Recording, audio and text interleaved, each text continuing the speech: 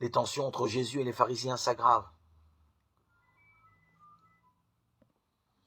Ces derniers cherchent à l'enfermer dans un dilemme en lui posant la question: faut-il payer l'impôt à l'empereur?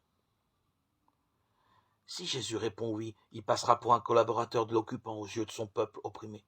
S'il répond non, il sera dénoncé au pouvoir occupant qui ne badinait pas avec l'impôt. Mais Jésus échappe au piège en faisant une réponse devenue proverbiale. Puisque les pharisiens ont les poches pleines de la monnaie romaine, ils reconnaissent implicitement ce pouvoir politique, ce qui implique qu'ils lui paient l'impôt. Mais Jésus en profite pour insister sur le culte à rendre à Dieu seul. Hors de son temps, les empereurs romains commençaient à être divinisés.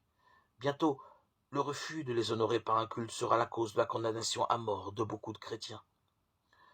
Mais ceux-ci, tout comme Jésus, sont fidèles à la foi au Dieu unique, qui a atteint sa formulation la plus claire dans le texte d'Isaïe cité « Je suis le Seigneur, il n'en est pas d'autre ». Les fils d'Israël qui ont formulé cette profession de foi après avoir été délivrés de l'exil à Babylone par Cyrus n'avaient en aucune manière poussé la gratitude jusqu'à le reconnaître comme Dieu.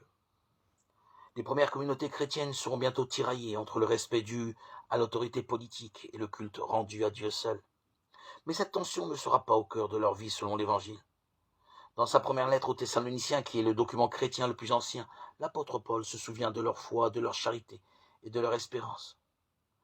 Tels sont déjà les trois piliers de la vie chrétienne. Foi, charité, espérance.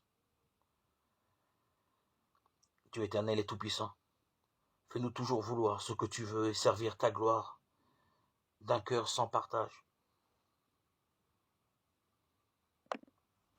Dieu qui veut te faire connaître de tous les hommes et les recueillir dans ton royaume.